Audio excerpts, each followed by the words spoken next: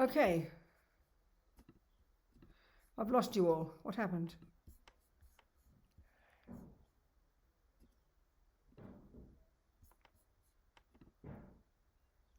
I'm back. I lost you. Do you have it on gallery view? Yeah, I'm fine. I've got you now, all of you. I turned you off by accident. Okay, so let's read a little bit of our text. I forgot last week. We started and I got diverted. Can we have it on the screen? Do we have it on the screen? Or do we have it in our notes? We have both. It would just take me a second to Okay, pull let's it up. have it on the notes. Let's have it on the screen. That's good. So it's Lama Tsongkhapa's praise of Lord Buddha for these amazing teachings about dependent arising. We'll just say a few verses. We'll see how it goes.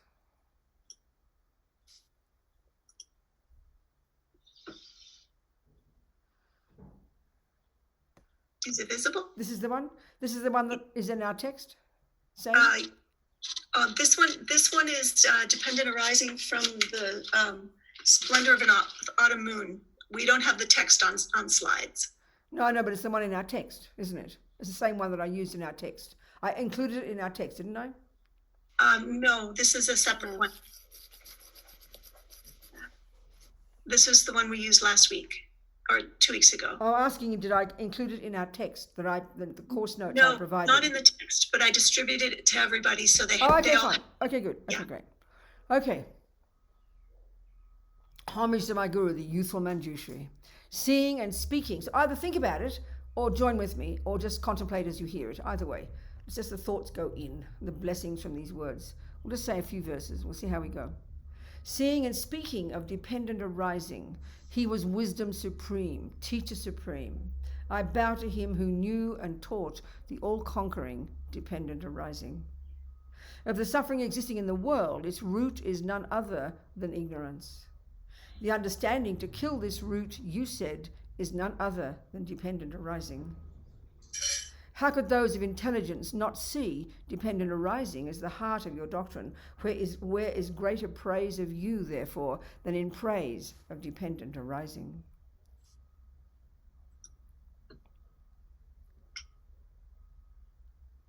Whatever depends on circumstance is empty of nature. What greater teaching is there than this? The foolish, however, seize on it and only tighten chains of extreme views, while for the wise it cuts entangled nets of fabrication. So I think we should stop right there and let's just contemplate the meaning of these words, everything that exists, everything that exists is contingent, is what Buddha says. Everything that exists is dependent upon something. I mean, the words on the face of it seem kind of interesting. It's nice to think that everything depends on something, but the import of it doesn't hit us, does it? We think, well, so who cares in a way, We really don't hear what he's saying. And so in order to do that, what we have to see is, he just said the two extremes, So what we have to see is these two main arguments. And there are variations of these that this is where Buddha diverged from in his own direction in relation to these particular viewpoints about finally how things exist, at the subtlest level. So the two extremes, and this is why the two extremes are the opposite of the two views. Buddha calls the two views. And this is why Buddha's saying, Tsongkhapa's saying, that the king of logics, it says in here, the king of logics, as Lama Yeshe puts it, the king of logics to prove ultimately how things exist, and the shorthand is emptiness, is dependent arising, dependent origination. Things exist in dependence upon various factors. So I mean that itself there's vast numbers of ways in which things exist interdependently. At the simplest level, we understand this. If you say something is long, it's really evident. This does not, and this is such a simple example, but a good one. There's no way in the universe that exists in itself. You have to relate it. It has to depend upon the concept of short. Things like that are so obvious, so simple. You can't possibly know what long is. It's a completely contingent thing. You've got to relate it to the opposite of short. Fat, thin, all these these opposites. That's a really obvious way that things are clearly dependent upon each other. It's contingent. You can't just, it doesn't, we have a wonderful saying in the West. We say nothing exists in isolation. We say we don't exist on an island, something like that. It means that. So we can't really understand it in our daily lives, And as we've been talking, last week we mainly looked at the way everything in the Lam Rim, the stages of the path, the gradual stages. The first stage, I like to call it junior school. The first scope of the Lam Rim, we hear about karma. And then in the next scope, where we hear about the mind, how everything is preparing us to get to this. Everything is preparing us to understand emptiness, to understand dependent arising, which is the king of logics, to understand emptiness, if we say the word emptiness, we get a bit confused. What does that mean? We get really, really confused. But dependent arising sounds very kind of grounding, But the thing here is to understand that they refer to each other. The method, the king of logics, the king of the logical, the best logic to prove that nothing has an intrinsic nature, that there's nothing that isn't dependent, that there's nothing independent, that there's nothing that exists that doesn't depend on something. Or that's meaning everything lacks that independence. This, and so of course the point is to try and see how this is the basis of all of Buddha's teachings. This is implied in every single one of Buddha's teachings. This is finally Buddha's point, and everything leads to that, So we said last week, we talked about karma. It's not, when you learn about karma, the explicit point of it is good ethics. And the point of living in good ethics is because everything you think and do and say produces the person you become. And guess what? I don't want suffering and I do want happiness. So then, therefore, conclusion, says Buddha, don't create any more suffering. So that's the explicit teaching of karma, the details of cause and effect. But what's implied is dependent arising. Cause and effect, is a really brilliant example of the first level of things exist dependently. And in this case, all of our experiences are existing in dependence upon our past actions and our states of mind. In other words, we are the boss in the universe. And even when we look at that level, like we did last week, we can see the suffering that comes from not understanding that level of interdependence, that level of dependent arising. It's so clear without even being taught. We analyze the way ego is, we analyze the way it makes us feel. Ego grasping, meaning this root delusion that causes us to believe in this concrete, solid me. And this, as Lama Yeshe puts it, this concrete, solid me, the way he said it, is that it's like self-pity. The victim mode, which is the why we suffer. The solid sense of an innocent victim who didn't ask to get born, who has no say in anything, who had no say in who I am, who got plonked on this planet, and to whom bad and good things happen randomly. That's a complete nightmare, and that's the way we live our lives. That, Buddha says, is why we suffer. And that's basically having no sense of cause and effect, no sense of dependent arising. Cause and effect is an example of the first level of dependent arising. It's so clear, And as we take on board more the view of karma, that everything I think and do and say does count, produces who I become, we get such a sense of wake-upness. We wake up. We have such a sense of growing up, becoming accountable, becoming responsible. And that's because of dependent arising. Karma is an example of dependent arising. As I said, it's not explicit then, it's implicit. But if we look back on it, it's preparing us, to get to here. So then as I mentioned, to get to the second level, to the middle scope, again, it's not explicit at all. And this here is more is a different approach, but it's getting us to understand this major point in Buddha's philosophy and psychology, the major point behind all the teachings about dependent arising and emptiness. The essential point is the way the neurotic states of mind mislead us, our misconceptions, our delusions, that misrepresent reality to us. That's not so explicit when we look when we go to high school in the middle scope and learn about the delusions in low rig. We're mainly learning about how they cause us to suffer. They're called, afflictions, mental afflictions. They cause us suffering. That's the main emphasis.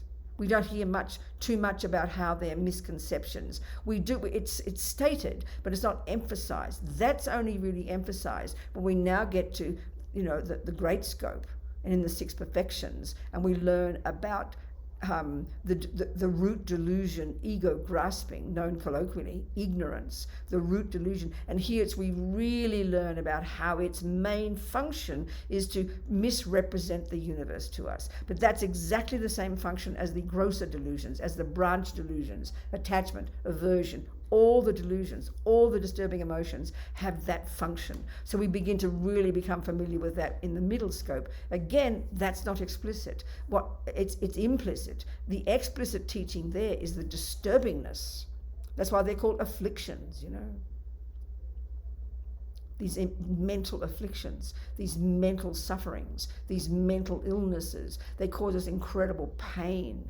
That's what's emphasized. So now when we get to this level, the great scope, the compassion wing, and the final stages of it, after we've accomplished bodhicitta, the bodhisattva will perfect the six perfections. The first four of those perfections are basically bopping around from life to life, perfecting the compassion wing, relating to sentient beings, perfecting patience, perfecting morality, perfecting perseverance, etc. The last two are perfecting the wisdom wing, calm abiding, concentration, which actually in its nature is a high school teaching.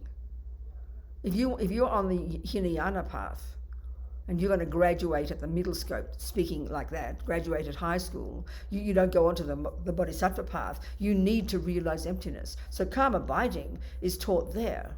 And that's not even technically a Buddhist teaching. It's a Hindu teaching. It came from these genius Indians before the Buddha.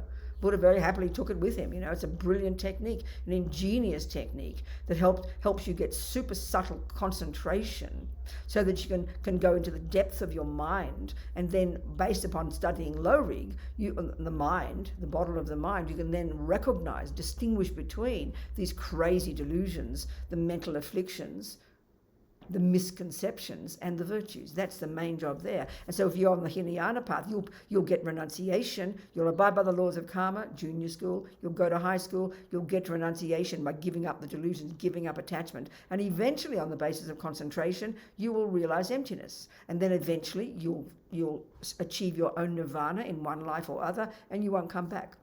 So both concentration and emptiness are not Mahayana teachings in their nature. They're Hinayana teachings. They're in the middle scope teachings. They're on the Theravada path, the Hinayana path.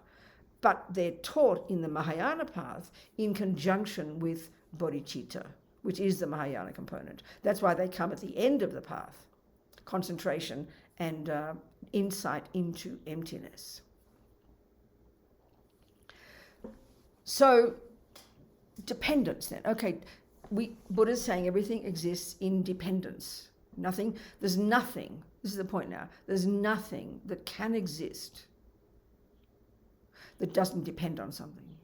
So why this is so Buddha, he diverged at this point. He went as far as he could go in that amazing Indian systems with his own mind in concentration, got to the highest levels of getting rid of, abiding by the morality, getting rid of delusions, getting to the point where the diversion point is the realization of emptiness. That's his point. That's where he diverged. Why? Was because they're still at that level, and there's many teachings in those past Indian teachings. I mean, I haven't studied them all, but they still assert an independent entity called an Atman. And the Christians call it a soul. The Greeks call it an essence. There's this view, and this is what is conquered by the first of the two truths. The opposite of that. This view that's argued with by the Buddha, this view that there is something, and there's many levels of this one, that's permanent, uncaused, unchanging, existing in isolation, and there's many levels of this one. That there is something that does, and the fact that there has to be something that does exist. And that's this Atman. So the Buddhist views, and there are many Buddhist views, And all the different Buddhist schools of thought, when you study Buddhist tenets, you'll learn this. There's different Buddhist thoughts in relation to the Theravadan component, and Theravadan actually is one of the 18 remaining sub-schools of the Hinayana teachings. I don't know, I can't forget it all, I studied it once. And so there's a series of views when you study Buddhist tenets about the nature of this, what does exist still. Then the next level of the Buddhist teachings is the Mahayana, and then they've got the Chittamatra and the next school of thought, which is the middle way, and then there are variations of those. And every one of those Buddhist teachings, which all do teach emptiness, all assert, until the Pasangika, the one we're describing here, Tsongkhapa's view, Buddha's, which is said to be the actual view of the Buddha, and is the view in general all the Tibetan teachings would say, is the final view. They all say, and Tsongkhapa is saying there's not one tiny fraction of anything. As Lama Yet, and when you hear Lama Zopa talk, it's all he ever's talking about. How from the side of the I and everything else, there's not one atom of anything that exists there in and of itself, self-existently, from its own side, intrinsically, inherently. In the different Buddhist schools, these are all defined differently. In the Prasangika Madhyamika view, they're all synonyms. There can't be, this point is that there can't be such a thing that could exist that doesn't depend on something, that isn't interdependent. That's the point. That's the point. And so the point is, going through this process, we have to, they all say we need to study all these views deeply. We need to study so we have some conceptual thoughts that we can use to argue with the deeply held misconception in the mind called maripa, ignorance. And this is the thing too, when we start to learn in high school, when we learn the mind, lorig, but this is where we really, again, it's explicit is the emotional suffering of these states of mind. But what's implicit is the way they function. And this, when we really begin to understand this point in Buddhist psychology, this makes it not difficult to start to comprehend dependent arising and knowing the necessity for how to think about, to use logic to argue with these misconceptions. This is the point. So the point is, we have sensory consciousness, and we have mental consciousness. And the grosser level of mental consciousness that we function at from the second we wake up until the second we go to sleep, including even in our dreams, is conceptual. Now, that for us is a shock. We're so familiar with the idea, for example, when you're scientific and rational, or even learning musical theory or learning complicated cooking recipes, we know that's conceptual, very complicated concepts, You have, and that's kind of nothing to do with emotions. We really get, in our culture, that's conceptual. But as soon as we think emotional, we point to the heart here. And we think that's a completely different kettle of fish. These emotions called anger, emotions called attachment, emotions called jealousy, emotions called fear. But the point that Buddha's making, this is the fundamental point in Buddhist psychology. All of these emotions, the way we experience them, and we've talked about this, we only get them at the tip of the iceberg, which is when the body is involved. And because in our culture we're so addicted to physical things, we're so addicted to the body, we don't posit anything else in modern neuroscience and psychology. We're so addicted to our feelings, and so many also of people and people's views about spiritual teachings and getting in touch with our reality and this kind of thing. It's all about physical feelings, and the body is a very powerful thing. It's very evident, but it's crucial to understand in Buddhist psychology that conceptuality, that we have sensory and mental. They are not the same. They're all mind. They're all not physical. They're all cognition. They're all consciousness. But the sensory is profoundly limited capacity for cognition. And it functions, as we know, through the medium of the eyeball and the nerves and the ear and the body and the tactile and the five sensory consciousnesses. And as we've discussed this before, but as Lama Yeshe says, we make the body the boss. We give so much power to our sensory experiences. I mean, we give them power, we give them qualities that they just don't have. I mean, it's more complex than what I'm about to say now. I mean, it's very much more complex. When we study the mind, we'll learn this. But basically, eye consciousness can only cognize shape and color. Ear consciousness can only cognize mere sound. Tongue, mere taste, sweet, sour. But look at the power we give to our senses. When we're angry, for example, the physical feeling is incredible, isn't it? So we think of anger as a physical experience, as an emotional experience. When you've got jealousy, it feels the most physical thing you've ever known. It's hard to imagine. It's shocking to hear that it's actually a series of conceptual stories in our mind. The point is, though, that for the Buddha, because we've practiced life after life after life after life after life, these conceptual stories called attachment, called ego grasping, called anger, jealousy, they are conceptual stories. So you have to first just, in Buddhist psychology, when you learn, you get the definition of each one. And every one, it starts with a concept. And the negative ones in their nature all embellish. That's their key function. We learn, that's only implicit when we learn about the mind in high school, in the middle scope. But it's now explicit when we learn about maripa, ego grasping, the root delusion. This is their key function, and this is the reason we suffer. We don't suffer from anger because it feels bad. That's certainly one of the functions. That is definitely true. We feel very bad when we're angry. We feel very bad when we're depressed. That's not the real reason. That is true. We do feel bad. That's why it's called a disturbing emotion right now. Forget the karmic results. But it's the reason they are the source of suffering, in the sense that when we act upon anger or act upon a jealousy or act upon the delusions, we sow karmic seeds in our mind that will ripen in the future as our suffering. Look at the world now. You see suffering now. Forget the lower realms.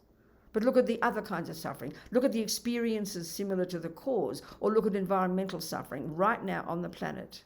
Experience similar to the cause is when bad things happen to you from the side of other people. It's the way you're seen and treated by others. So if people harm you, that's because you've harmed them on the basis of the misconception called anger. Why people steal from you is because you've stolen on the basis of attachment in the past. So the delusions are the root of it, not just the feeling that anger is horrible. That's true. That's not the real point.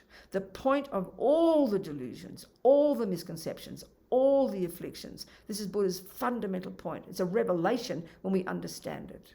That the reason they cause any kind of suffering to me at all now and in the future is because they are conceptual thoughts that we have perfected from countless lives of believing in them. And they misrepresent the way the universe is. And so the real one to look at, if we do the analysis, just the three poisons, we know that Buddha talks about 84,000 neurotic states of mind, 84,000 misconceptions, 84,000 wrong concepts, 84,000 concepts that aren't in touch with reality. That's their function. They misrepresent reality to us. That's the way they function. And when we get to understand dependent arising and start to unpack ignorance, that's what we're really getting to see. Stopping. So if we even can analyze the three root delusions, this is so profound for us in terms of there being misconceptions. All of this is, in working with attachment and aversion, which are the main voices of ego grasping, there's a hierarchical relationship between these three. The root delusion, ego grasping, maripa, the root misconception that we've practiced for eons. Every sentient being has it. If you're a sentient being, by definition, you have it. Animals, insects, all the other realms, all driven by this ego grasping, all driven by this misconception about the very nature of self, and indeed everything else, which we're going to be discussing with dependent arising. But even analysing the three in the middle scope, when we start to become our own therapists, start to get some renunciation, it's so powerful. And this is not the way we think in our culture when we think about being your own therapist. It's not, even if we don't study this, if we don't study this, even as Buddhists, we won't understand it properly.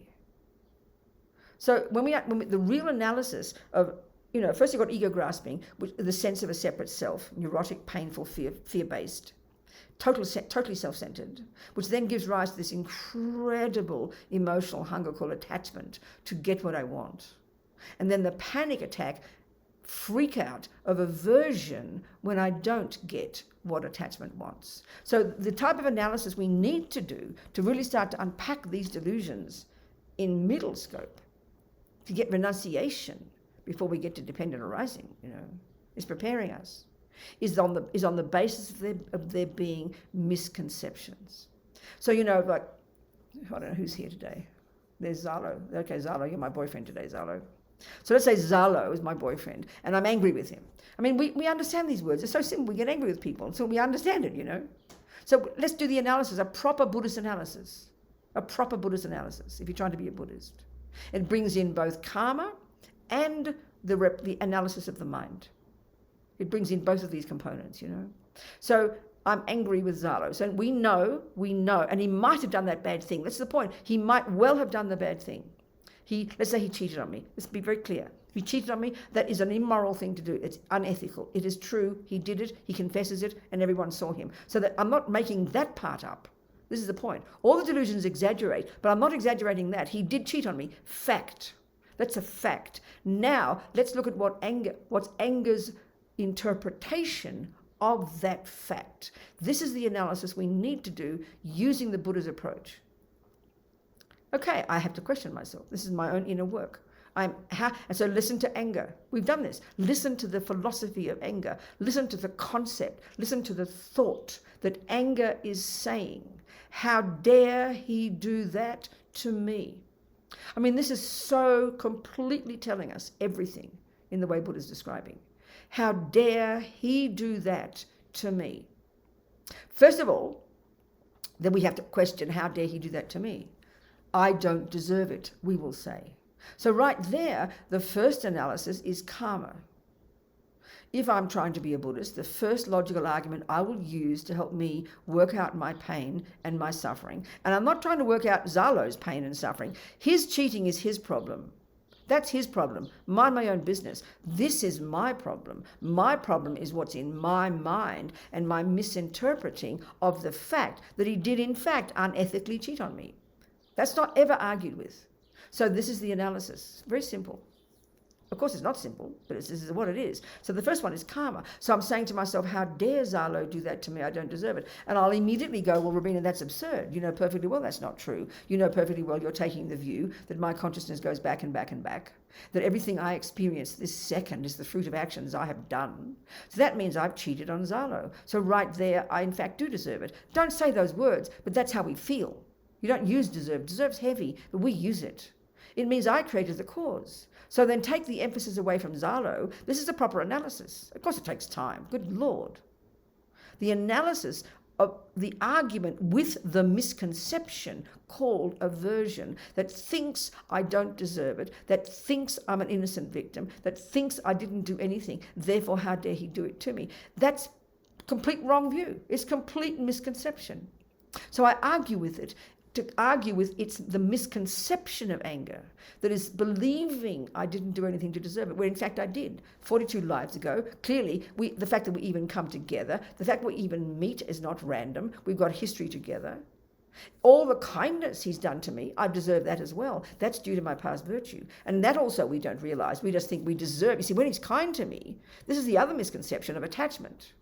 When he's kind to me, there's an assumption that I deserve this. And kindly give me more, please, Zalo. So we're analysing the misconceptions of anger, that it believes I'm an innocent victim, but no, Buddha says you created the cause. So this is you created the cause. It's your fruit. You grew it. I planted the seed. So that's the argument. That's the way you start to counteract the self-pity. That's the way you start to argue with the misconception that is called anger. Dealing with the physical, emotional component, that's another discussion. Now, what is anger based on? That's the result of a subtler delusion beneath it called attachment. And what does attachment say? What's the assumption? What's the misconception of that deluded state of mind? That is, I only deserve happiness.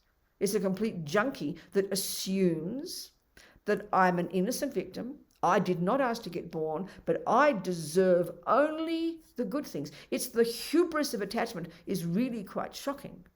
It's a misconception. It drives every action. Virtually, it's the main source of our suffering in day-to-day life. It's multifaceted. It's profoundly deep. It's been going for eons. But you get to the root of it. You get to the root of it when you get down to hearing it's a concept that exaggerates the deliciousness of something.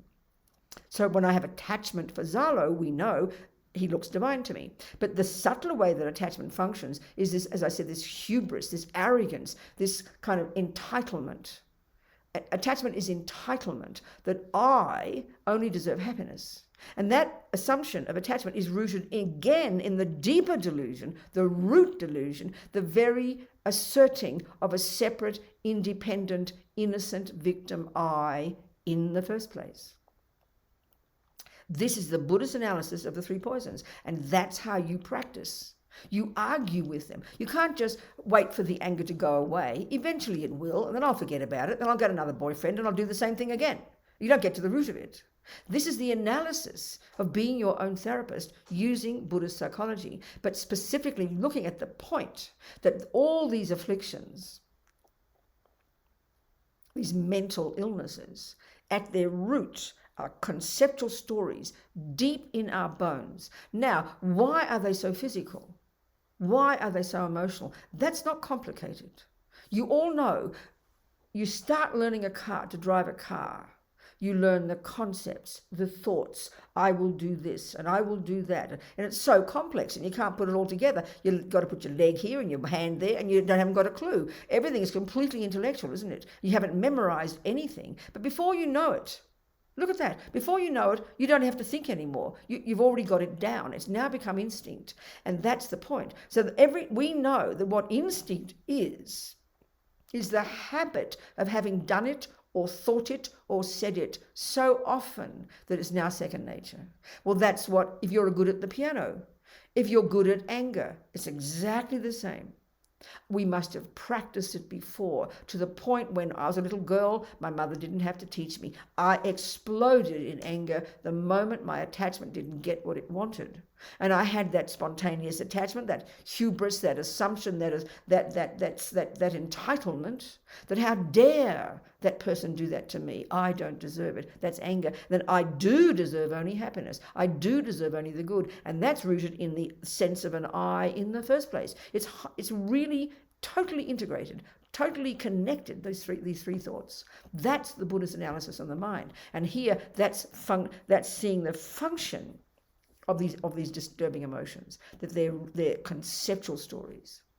Concepts, the Buddha's view is concepts over eons of lifetimes, which are what drive an action of body and speech. That whole process of thoughts and then body and speech is what has created all beings, all realms, all hells, all gods, all humans, and will create a Buddha. Everything comes down to the whole universe is the product of concepts. I mean, this is a really outrageous view. It is not what we think in the modern world. It is not the Christian view at all. It's so profound. It's so outrageous. And it takes time. As we study and progress in our practice, we get to see this. But this is really the conceptual, the whole idea of all being concepts really starts to come into play when we get to the high school level, the university level, and we start to look at dependent arising and emptiness. All the rest is leading up to it, that we're driven. All the suffering we have since beginningless time is believing, the habit of believing in these misconceptions. As Lama Zopa says, it's bad enough that we misrepresent the universe, we misrepresent ourselves. Bad enough that I blame Zalo for my suffering. Bad enough that I have anger, etc. But the real killer is we believe in the story. And this is what's hard, because we don't even see it's a story. This is the big tragedy. When Zalo is mean to me, but not for 1 millisecond will I think I'm having an opinion of Zalo.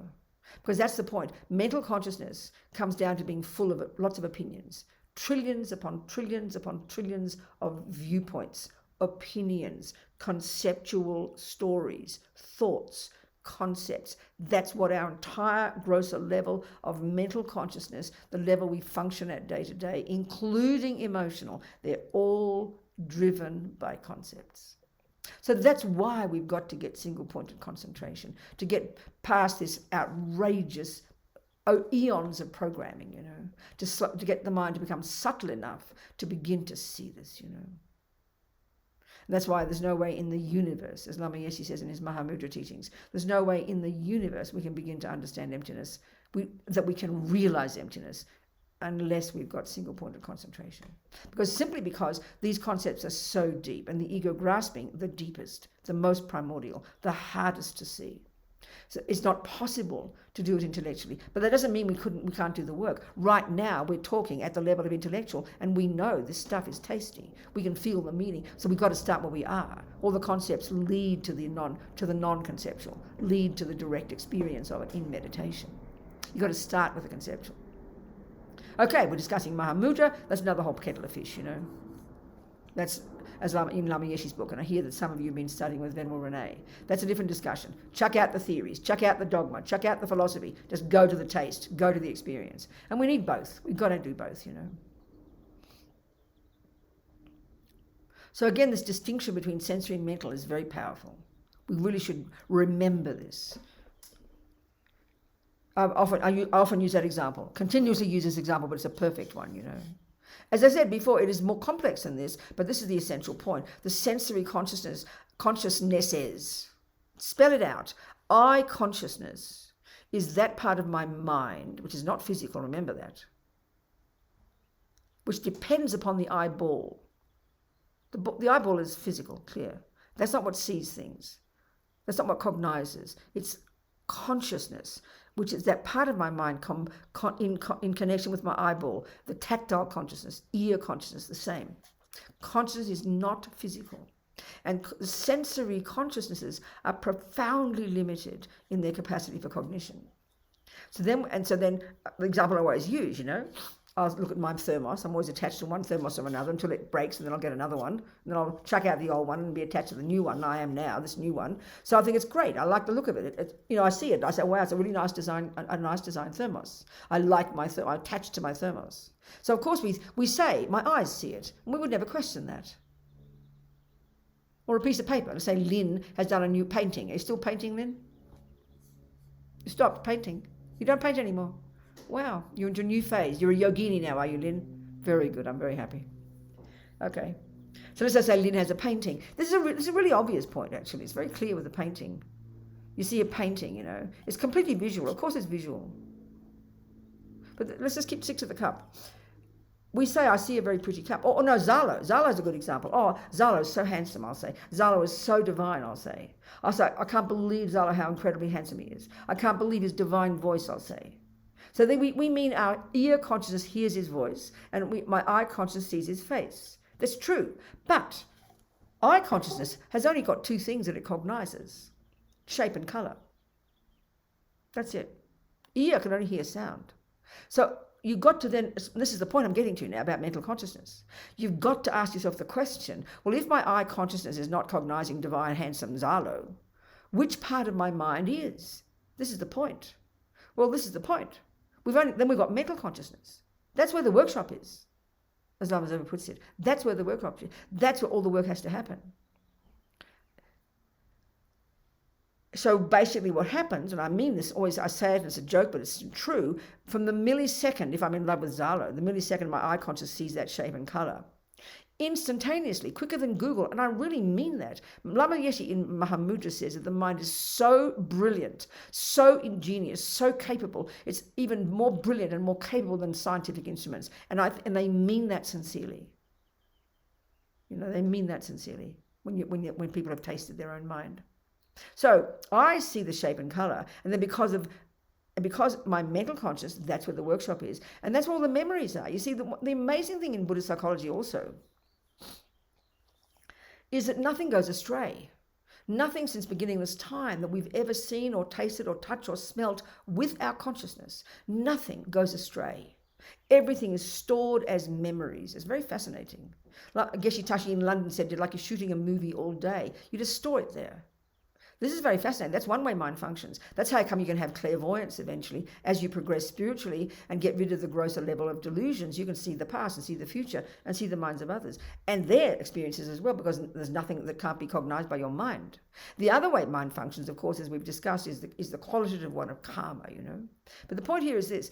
In my mind, I've stored all my memories, all my thoughts, all my experiences, all my feelings, and all these. In other words, in your mental consciousness, that's what cognizes divine Zalo, handsome Zalo. It's a viewpoint. It's a series of concepts, thoughts stored in my mind that I've built up based on attachment and all sorts of other things, based on our karma. It's very elaborate. It's very contingent. It's very dependent. But all these opinions in my mind. So the mind is basically the mental consciousness at the grosser level. Not the level when you're in concentration meditation. That's beyond conceptual. That's what we've got to get to at part, and we can't even conceptualize that. But the grosser level we function, from the second we wake up, even in our dreams, is all at the grosser level of conceptuality. All of it, including the most violent psychosis, the most raging pedophile, the most intense love, the most intense bliss, the most intense anything, bad, good, you name it, it's conceptual.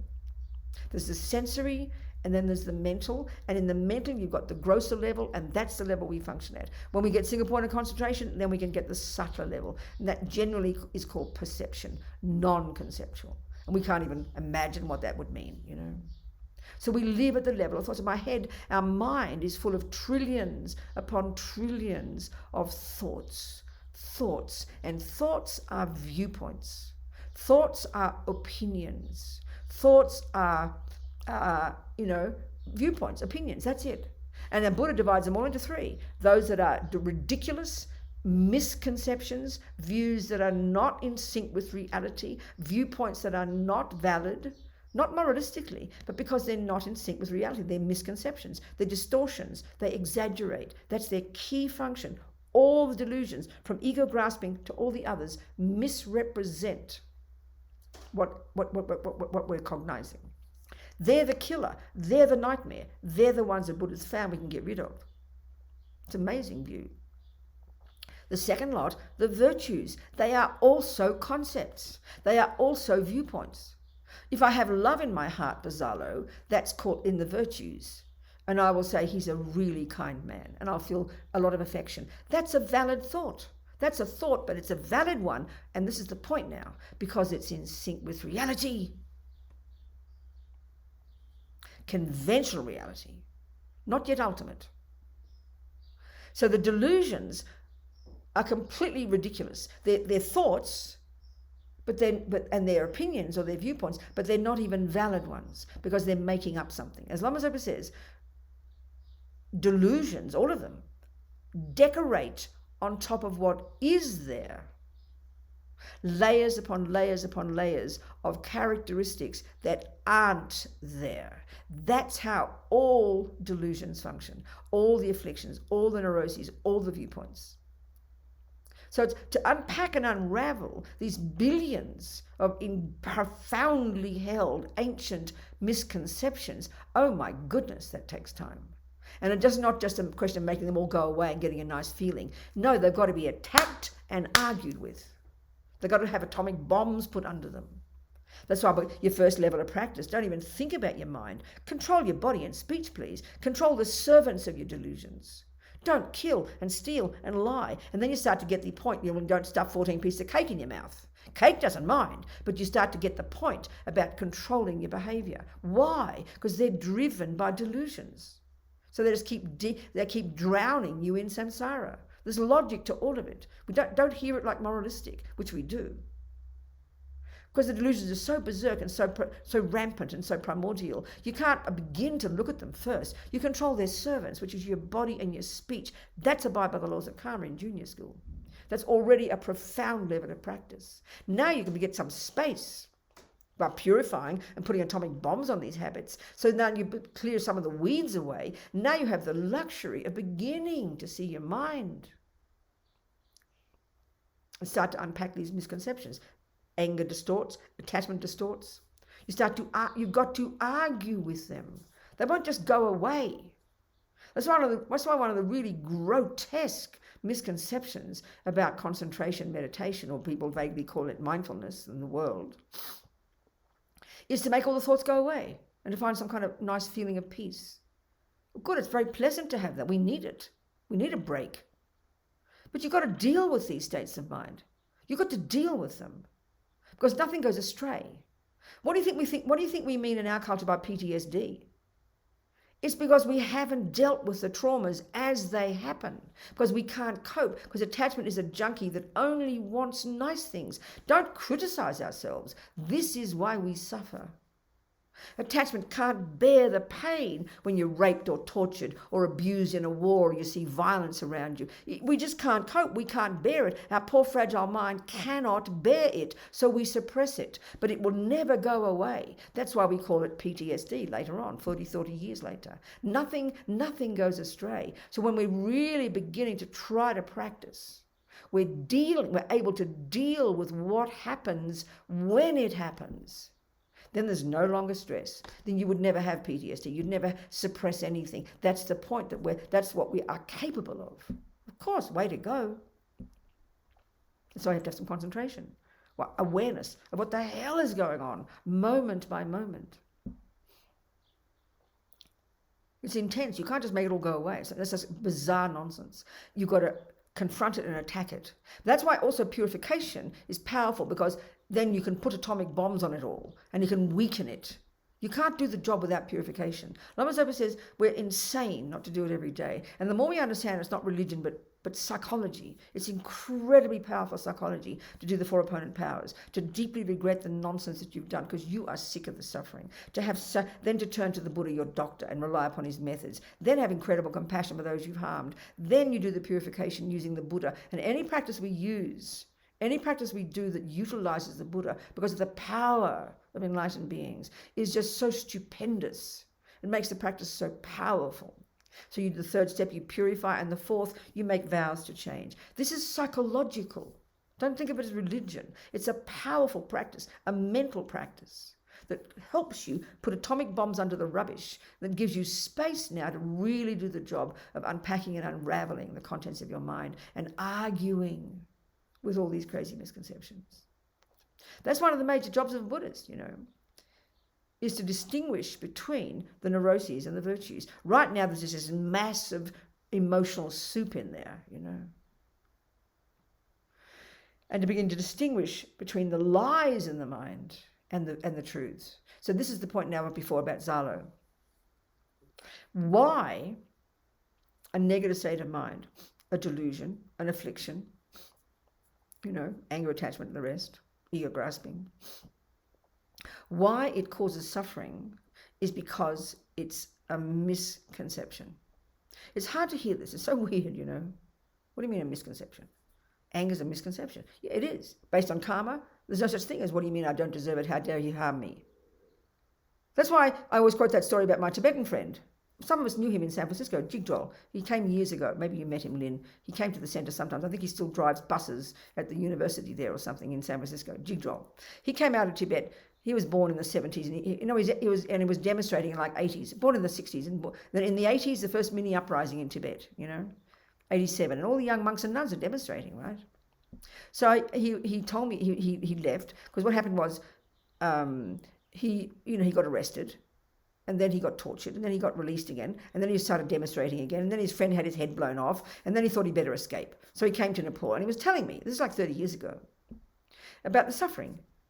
Since he left, his brother got murdered, father got murdered. So the suffering, and he was crying. Tears were coming, not much, but tears. And I said to him very casually, I said, Jigdol, do you ever get angry? And he laughed casually in his answer. He said, Robina, what for? It's our own fault. Now, that's too shocking for us, right? But if you have the view of karma, which these Tibetans do and had for 1,200 years in their bones, it's just their truth. Like, materialism is our truth. That's theirs. It's implicit in their lives. Of course he wasn't angry, because he has the view of karma. This is very hard to hear, but this is the point to think about. This is when karma becomes serious for you, if you say you're a Buddhist. I'm not saying you have to be serious, but if you are, you've got to think about it. So arguing with anger, because it's not a valid conception. It is not a valid conception. It isn't valid. Don't hear this wrongly. We've all got it because we've practiced it for eons, so we've got to love ourselves and try and change. But if we hear it as a concept, it's a misconception. It's like you got $5, but you think it's 50. That's a misconception, right? You got $5, but you think it's 50. So look what happens. You get all excited and all the anticipation of your $50 worth. And what happens when you go to spend it? You'll be bitterly disappointed. That's why you suffer. Not because it's the $5, it's because you thought it was something else. I suffer because of my anger. Because I think I don't deserve to be harmed. Or I think the hubris of attachment, I do deserve only the good things. These are irrational when you have the view of karma. When you have the view of karma as a philosophical view, these are irrational responses. I mean, this is very shocking in our culture because we think they're the most fundamental normal things, and you'd be weird if you didn't have them. So it takes a while to do this analysis, you know. And all of this is implying emptiness here. We're implying it the whole time. They're misconceptions. They're leading us up garden paths. That's why attachment is this massive expectation, massive misconception. You could write a 500-page book about the way attachment functions when you get to know it deeply yourself in your mind, you know. They're just lies. And we believed in them for eons to the point that now 5 looks like 50. It looks like 50. You can't even see the difference because you believed in it as 50 for so long. That's the way we're locked in samsara, Buddha says, that we're believing in these misconceptions. So now, love and compassion, why are they not the cause of suffering? Don't see it as emotional. Look at the logic of it. Because they are valid concepts. Now, what does that mean? This is getting us to the point now about dependent arising. The conventional way that everything exists, conventionally, things exist interdependently. So in this sense here, I always use this example. If Zalo and I are chatting away to each other, and you can see we're friendly. You can see by our body language. Oh, look at them. They're having a nice laugh together. Aren't they nice? Look at that. Zalo and Robina are having fun together. I'm listening to his jokes. He listens to my jokes. I empathise with his constipation. He empathises with my headache. We're being kind to each other. What do you think's prevailing in the mind? It's so no-brainer. What's prevailing at that moment? Forget attachment now, okay? He's just my friend. What's prevailing is love. What is love? Love is a thought also. But what does it say? What's its story? May Zalo be happy. What's attachment story? May I get what I want. It's a monster. If we didn't have love mitigating attachment, if we didn't have love sort of subduing attachment, we would be monsters. We'd be one of the pedophiles. We'd be a psychopath, what the world calls a psychopath. We will be that because that's the power of attachment. So luckily we've got our saving grace is our love and compassion. But the irony of having our love and compassion is it prevents us from seeing attachment. The person we call a pedophile or a psychopath is a person who hasn't got much empathy. It's because they've got lots of attachment. That's all. Join the universe. Nothing special. Anytime you suffer, it's because of attachment and anger. It ain't because of compassion, baby. It's because, you know, that's what on the border of psychopathy, whatever the word is. Attachment and anger. If we saw the delusions raw, I mean, if I had only attachment for Zalo, I'd eat him for breakfast and spit out the bones. I would be a psychopath. I'm not trying to joke. I'm just trying to use Western terms and fitting it into the Buddhist model, you know. So virtues are valid because they're in sync with interdependence. So when there's a sense of connectedness to another, what that means is that the sense of a separate I has gone to the back. It's kind of become quiet. And the connectedness with another and empathy and virtue, that's why virtues are, relatively speaking, valid concepts. It's not just because it's nice to be loving. They're valid conceptual stories because there's a link to another person. The sense of a separate, rigid, concrete I is kind of quiet for a moment. But look what happens when we fight. All of a sudden he says something wrong. Up will come the I. Up will come attachment. Up will come anger. Goodbye to empathy. Goodbye to virtue. Goodbye to interdependence. It's the rigid sense of concrete separate me. So the delusions are the living example of the belief in a separate me. That's the lie, because I'm not separate. When we finally realize emptiness, Lamia, she mentions this in Mahamudra, this sounds so abstract to us, you know. When we finally realize it, when we finally become a Buddha, you will not have any atom of any sense of separateness from anybody in the universe. The fundamental big problem of having ego grasping is we have literally over eons created separate selves. This sounds very strange, because as far as we're concerned, the world consists of definite, solid, separate selves, and we try to enhance that. So, you know, our science and our psychology reinforce ego grasping, reinforce attachment and anger. That's our model. Buddha's way more subtle. He's way more subtle, I tell you. He's conquering even that. Even that's a misconception, you know. Are we communicating here? Oh, my power's running out. I've got to go get a thing. What time is it? Noon. Just have 30 seconds, okay? I'll go get my plug. Otherwise you'll lose me completely. Think of some questions.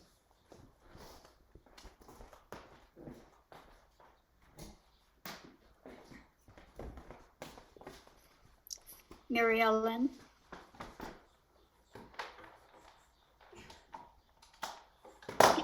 Sorry, yes. Donna here. Good, I'm coming, Did Donna. you say Wait that till I this come back, Donna. teaching? Donna, wait till I come back, Donna. Oh, sorry. So I can concentrate on you. Okay, go on. Did I say one? Well, I had a question for Mary Ellen. I wanted to ask if this teaching is being recorded in a way that we could have access to it anytime we want to, because I would listen to this all the time. Yes, it is. Yes, it is. Okay. Yeah. All right. So questions now on these specific points about conceptuality. That's why I want us to get us to understand. Because when we can understand this, we can really get to understand dependent arising and emptiness. This will lead us to it, I tell you. So talk about questions about this. And if there aren't any, I'll keep going. Don't you worry. Robina? Yes. Venerable Robina. Hello, Chen. Did you say that love and compassion can prevent us from seeing attachment? Yes, you think it's a very good point, Kim. Think about it. This is our problem in our lives. Most of us, you see, we can see in our lives, isn't it? Most of us, maybe here, don't go around raping and killing and stealing too much. You'd agree with that, wouldn't you, Kim? I mean, in your own life, you don't do that. You're not that abusive. You're not that horrible. But, you know, we can all see that we get unhappy, we get depressed, we get angry, we get hurt, we get anxious. Do you agree with that? Mm-hmm. And we have arguments with people, and we sort of, you know, we have all the pain and suffering of ordinary relationships. So the point is this. Buddha's saying all sentient beings, but by definition, if you're a sentient being, you have these delusions. When you're out of samsara and you've achieved your nirvana, by definition, you don't have these delusions. These are gone. See, the radical point for the Buddha is these delusions can be got rid of. So the job of being a Buddhist is to do the distinguishing between them. Whereas in our culture, we see them as normal, and they're like a big soup all in one big lump, and we just assume they're normal. But the Buddha's view is quite different. So when we start to recognize this attachment and distinguish it, for example, in my relationship with Zalo, I say, I love Zalo. 99% of the beginning, it's mostly attachment. When you're so excited, he appears so divine, everything's gorgeous, everything's perfect. When we're in heaven, that's attachment gone mad. It's violently over-exaggerating his divineness. I've written an entire novel in my mind about how handsome, how divine, he's going to make me happy. We'll be together till we're 80. The whole drama we have in our head, you know, all that's driven by attachment. But it happens to be at the same time, I'm fortunate that I do also have some love. You know, I won't just eat him up for breakfast and spit out the bones. I will be tolerant. I will forgive him. I will accept him. I will want him to be happy. I will want him to not have suffering. We do have love and compassion. There is no question. But it's usually only for those we have attachment for. Think of our lives, you know. So the thing is, if we're fairly nice people, we don't in our world, we don't even contemplate such a thing as ordinary attachment and anger. We just think it's normal. So therefore we think we're just nice people. But when we start using the Buddha's view and we start to be able to discriminate these different states of mind, We'll be shocked. We'll think we're getting worse. But no, but we're not getting worse. It's just that we've never done the discrimination before. We've never looked very deep inside. We've never really made the distinction between which part of me is attachment talking to Zalo and which part is love. So because we're fairly nice, we just think, oh, I'm a nice person. So we don't notice. Whereas if you have a person who's got more attachment and more anger and more neurosis than love and compassion, it's really evident. You can't hide it, you know? Do you see what I'm saying? So we fool ourselves. Oh, I'm just a nice person, we'll say. But if we have anxiety and attachment and depression and have fights, that's because of attachment and aversion. But it's hard to see because we mix them all together. Do you understand my point, Kim? Yes, yeah, I do. And that's why we have to have a lot of clarity and a lot of discrimination. And that's why we have to have this idea, understand that we're talking about conceptual stories in here, that underneath all the emotions there, a series of viewpoints in my mind that I speak as words. You understand, Kim? Yes. Right. Yes, thank you. Good, darling. Anyone else? Yes, I have a question. Yes, Barbara. Hello, Robina. Hello, darling. Back to the example of Zalo cheating on you. Yes. And rather than getting angry but realizing that it's because of past actions that you've done. Yeah. I don't think this is what you're saying, but then I don't understand what the reaction is in the relative reality. Do you just say, well, I guess I deserve that? And no, okay. Thank you so much, Barbara. It's a really brilliant point. No, that's the whole point here. We're going to be using intelligence. And suddenly I've discovered, no, you see, that's the thing. In our culture, we have this terrible kind of guilt and blame mode. So we have this bitter kind of, oh, I'm such a bad person, or he is such a bad person. He deserves it. I deserve it. That's really very gross, and it's not what's being implied here. When we're really practicing the view of karma, it's actually out of incredible self-respect. And so the natural next step would be, then I'll be shocked. I'll realize the suffering. I'll notice my anger. I'll notice, I'll notice my attachment. I'll be working on my mind like crazy. But then I've got some choices to make. You'd be reasonable. So if I'm a typical victim and I'm driven by attachment and I'll rage, get angry, I'll punch him up, and then I'll keep kind of hoping he'll love me again, and then he'll do it again, and I'll keep coming back like a moth to a flame until I kill him or he kills me. That's the hopeless one. That's where we're talking about taking any responsibility. That's driven by attachment and fears, which is how most people live their lives. It's like a nightmare. Whereas if I'm trying to be conscious, this will be a wake-up call, and I'll go, then I've got to make a clear decision. And the decision will either be, and that's based on discussions with him probably, I've got to decide, is this relationship worth it? We've committed to each other. I've got a question now. And if I decide that it is, and that's my decision, then I will see it as my practice. But if it's not, if it's too much for me to bear, and I realize he's not going to change, and what's the point of living with a ridiculous man? I don't need to have all this trouble. Don't blame him. I will go. I will leave. Very intelligent. So you make proper, wise decisions. The way we tend to function is hopeless, despair, victim, I have no choices, so people keep going back like a moth to a flame. And the fact that some people live in relationships like that or hate each other, and they even live in the same bed, I hyperventilate at the thought of it, But when you become conscious, it's never to do with that. No, it's self-respect, kindness to yourself, and reasonable, and you make wise decisions. And this is the point now. This is why my friends in prison, I find it so moving, because they don't have the luxury to change. They can't walk out the door, so they have the power. Then they know the only option they've got is change their mind. And that's actually the advanced practice in the Mahayana path called transforming problems. But if you can't handle it, I have to notice what I can handle. I have to not be foolish. Not just follow attachment. No, he doesn't mean it. He really loves me. I've got to be realistic and know what I can bear and take. And then out of self-respect and not blaming him, I'm out of here, Zalo. Goodbye. Of course. Do you see my point? It's based on wisdom and intelligence and self-respect. It has to be. Okay. All right. But these are choices. Go on. Yeah. Another question. So you were talking about, lately I've been listening to various teachings and so forth, talking about during a meditation or at another time to bring things, your feelings or whatever, into your body, like embodied compassion. I don't understand all that talk. I never talk that way. I can't even think that way. Other people have different styles, and I can't answer to that. I never think those words in my entire life. I just go blank if I say them. I wouldn't know what it means at all. I have no idea. So it's what works for your mind, darling. It's what works for you. You've got to do what works for you. Do you understand? All right. I just wondered how those two, because it seemed like you were saying somewhat the opposite. So that's. Sorry, what do you mean? No, I don't understand that. You're saying that, that all of this consciousness we're just too much in our bodies, too much focused on our bodies. I'm saying that, yeah, but you have to do what you like. Lots of people, good proper Buddhists also talk this way. I mean, people talk this way.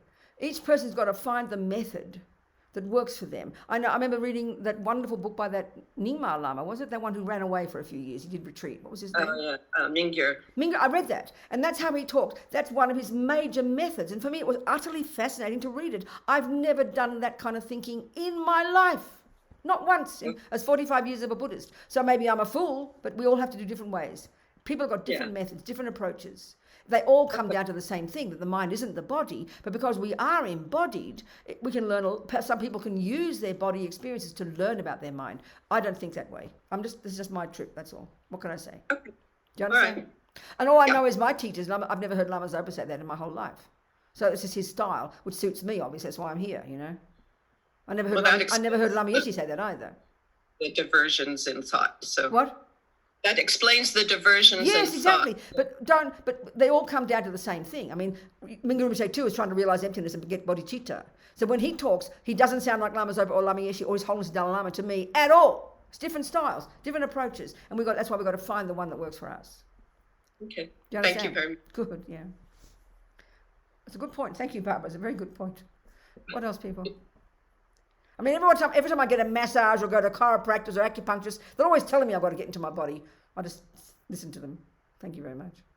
I don't pay attention. I'm not being arrogant. I'm just saying different ways. I know about my mind. So my body gets a bit stressed. I don't care what the hell, doesn't matter. Or my kung fu teacher, when we're doing our 30th push-ups on our knuckles. It's only your body, he'd say. So it's, it's okay. Okay, who else, please? And we'll carry on. We'll continue. Hello? Yes. Robina? Yes, darling. Here. Yes. Thank you. Thank you very much for the teaching. Good, darling. I wanted to ask a question that is, if mind is beginningless, then how can it not be inherently existent? Well, you have to get your definition of inherent existence. That's the point. And obviously you're implying the wrong definition, at least according to the Buddhist analysis. So the definition of inherent is not that it's permanent or lasting forever. That's not the meaning at all. Inherent means independent. Nothing can exist independently of something else. That's the real meaning of inherent.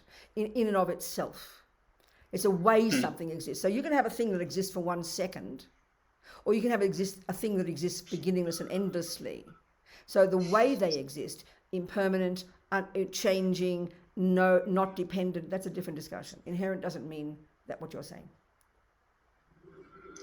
Okay? You have to think about it, obviously.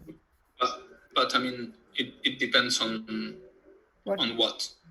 What? It depends on what. If mind. It's beginningless, Mind. how can it depend on something? Oh, mind exists moment by moment. This second of mind exists in dependence upon the previous second. The previous second of my consciousness depends upon the previous second. There's no question. That's dependence. Dependence has many kinds. Dependence in terms of causes, so even cause and effect. This moment of anger is the result of a previous moment of anger. That moment of anger, which is the cause of this moment, was the effect of a previous moment. So it's cause and effect as well.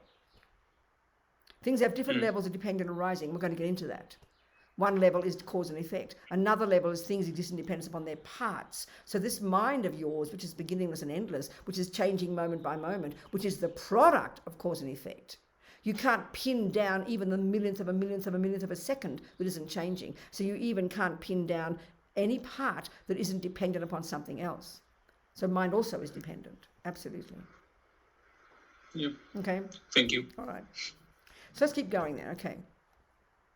So what I'm doing here is getting us to see, which is what we hear about and learn when we learn about emptiness, but to prepare us for it. Because often we just leap into emptiness and then we wonder why we don't understand it. Because we haven't done the background work. We haven't done a proper karma work. We haven't looked at it as cause and effect. We haven't done a proper work. We haven't studied low rig. We didn't know that attachment is a conceptual story. We didn't know that anger is a conceptual story. It's a surprise to us because we don't learn that. Because what's implicit there is the emotional component, the disturbingness of it. But when we get to the deeper level to get the explicit one, then we really can understand that Buddha's talking about sensory, which is bare bones, like, limited cognition. The rest of it is mental. And the grosser level is conceptuality. This is such a surprise to us. Anger is, it's, in a way, it's so evident, but we don't join the dots, I've used this example often. You can see a person raging out of their brain, beyond distracted with rage, screaming, kicking, yelling, screaming with their mouth. And you would transcribe and you write down what they're saying on a piece of paper. You have another person who's got good behavior, and many people are like that. People who don't behave badly. I always think of that man, this for me is the most fascinating. That man who who was sat in a hotel room with his big guns and he shot all those people at that concert. Where was that? Las Vegas or somewhere? Was that Las Vegas? Remember that guy? Everybody, all the research, the police, the FBI, the psychiatrists, the psychologists, his family, his wife, every bit of research anybody ever did, they could find not one fraction of evidence of any anger, any distress, any weird behavior. He was a completely nice, normal person. Now, it's fairly evident, would you not agree, that, that suddenly that action he did, if that's not coming from the most outrageous anger and the wish to harm others, then what is it, So that was in his mind. But it was so deep down, the karmic imprint must have been so powerful, and it was there all the time, and he didn't act on it at all in daily life. No one saw it. They saw kind. His own brother said he still was speechless. He could not believe it was him in the family who did it. He acted nice. He acted kind. So it doesn't mean he was, okay, we think he's schizophrenic. He's just a normal person. He's got strong karmic imprints. And it was there all the time in his mind, this thought to do this action. Maybe he had it for 30 years, but he never showed it to a single human being. And he also had kindness. You can't say he didn't. He was kind to his girlfriend. He sent her off to the Philippines and gave her a whole bunch of money before he did the action. He wanted to protect her. He was kind to people. We think that's not possible in our culture. It is possible. It's karmic imprints, So I have a friend on death row in Kentucky. My friend Mitch, who's a Buddhist, said, I know this guy for years, 25 years I've known him. He's very relaxed, very easygoing, kind guy, very pleasant. Mitch said he thinks of torture all the time. But it's not evident. It's not evident. It's just his behavior looks quite pleasant. So if he wrote down his thoughts, if that crazy guy got into his depth of his mind and wrote down those angry thoughts, it is really obvious that anger would be even more violent than the guy who's screaming. But we think only the guy who's screaming is angry because we just see it as physical. But when you write those, the guy who's quiet, or the crazy guy in the prison, not crazy, just the one who thinks of torture all the time because of karmic imprints, if he wrote down all his crazy thoughts, to do with harming people, and then you wrote down the words of the person shouting and yelling who's angry, you just see it's a bunch of thoughts. It's all just thoughts. But we're so obsessed with behavior. We're so obsessed with the body, and we only judge by what the body does. We don't even know what goes on in our mind. This is the point that's so shocking. As Zopa said, and we're talking about intelligent people here as well, he says the vast majority of all humans on this planet have no idea that what goes on in their mind plays any role at all in their lives. But I would say not only that, the vast majority of all humans on this planet, including all the intelligent ones, have no idea what goes on in their mind. That's the point that Buddha's making. That's the job we have to do. We're just so obsessed with what comes out the mouth, how we behave, and what the body does. So it's profound what we have to do. So what I'm getting at is anger it's just conceptual. It's just a bunch of stories in there. Your hand would not lift a finger if the mind didn't do something. Your mouth would not say a word if your mind weren't doing something. Your head would not turn a certain way if your mind were not doing something. It's just that all of that's intention. One of the 5 always present mental factors in the kind of what I call the mechanics of the mind. You've got the negative ones, the positive ones, and the mechanics. There's no 4th category. They're like concentration, intention, attention, good memory, discrimination, these nuts and bolts of the mind that we need to have working properly to do the job of any job. Mindfulness is just good memory, moment by moment. As Zopa says, thieves need mindfulness. It's not virtuous, but they're necessary to do the job of being a good Buddhist. So intention is there every millisecond. Intention is I will. But 99% of it is completely programmed from past lives, completely instinctive, so we do not even notice. That's the awareness we have to develop. But all that is thoughts, everything is thoughts, it's all thoughts. And some happen to have a powerful emotional component because we've practiced believing in those thoughts for so long. We've programmed ourselves to perfection in those thoughts, you know. Everything is made up by the concepts. The whole universe comes from concepts. It's an outrageous view. And until we understand Buddhism's view of what concepts are, we won't get it. It'll just sound like puzzle, you know. So, in the concepts, we have some that are ridiculous, up the creek without a paddle, insane, inappropriate, misconceptions that by acting upon them causes us suffering because they're not in touch with reality. That's all. We believe in an I. So ego grasping, which we're going to get to, we believe in an I that just doesn't exist. Attachment believes in a divine Zalo that just doesn't exist. When I'm angry with Zalo, anger believes in the ugly Zalo that just does not exist. There is something existing there. But as Lama Zopa says, these delusions decorate on top of what is there. Layers upon layers upon layers of characteristics that just aren't there. That's what we have to learn to see. So we need super clarity, super intelligence, super awareness, super discrimination. From here to Buddhahood, this is the job of being a Buddhist. Discriminating between the facts and the fictions. That's it. And all the practices we do, all the visualizations, all the purification, all the vows are to help us do that job.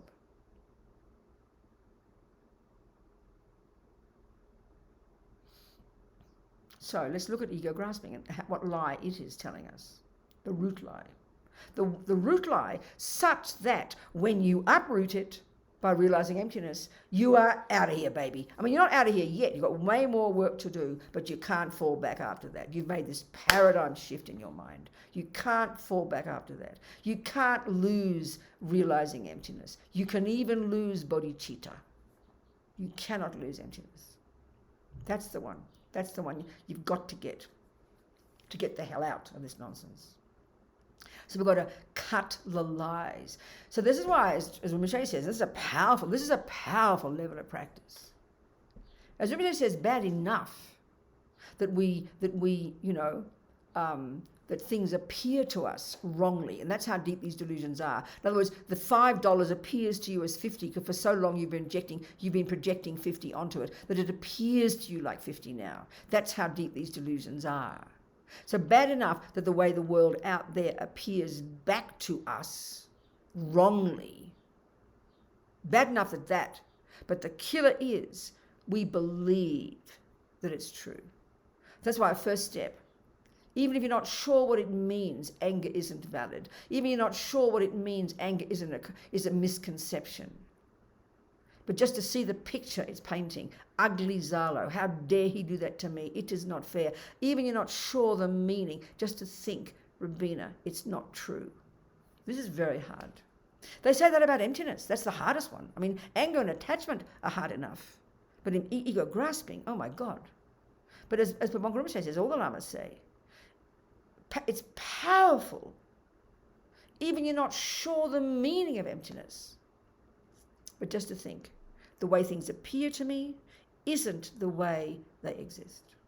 Just to not believe it. This is putting 1 billion atomic bombs under ego grasping, you know.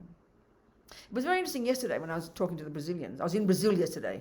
I mean, I'm in my little room in Santa Fe, you know, but I was in Brazil yesterday. It was wonderful, these Brazilians. And it's one person. It was very powerful.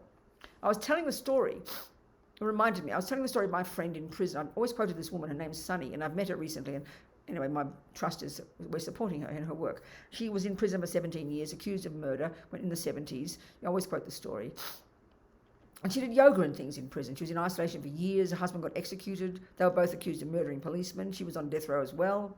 Even when she went to the execution, she told me recently, she went to the execution of her husband and his head burst into flames. I mean, can you imagine the nightmare, you know? Her parents got killed in an accident, so she lost her children. Just one nightmare after another over these 17 years. This little hippie lady in the 70s, right? So she's the person I talk about always. At some point, she was in isolation for years, she told me. At some point, she said, I knew I couldn't change anything, but they couldn't take my mind from me. So I decided I'm not a prisoner, I'm a monk. I'm not in a cell, I'm in a cave. Now the point is here, like I said to the person in Brazil, I forget the reason. She asked me some questions because she wasn't a Buddhist, you see. So she's wondering whatever, because she wasn't a Buddhist, whatever. I said, look, if you look at her actions, she didn't know the word bodhicitta. She doesn't know the word transforming problems, this woman. She's brilliant, but she wasn't a Buddhist. She didn't know the word, she knew about karma a bit. She never heard of the word emptiness.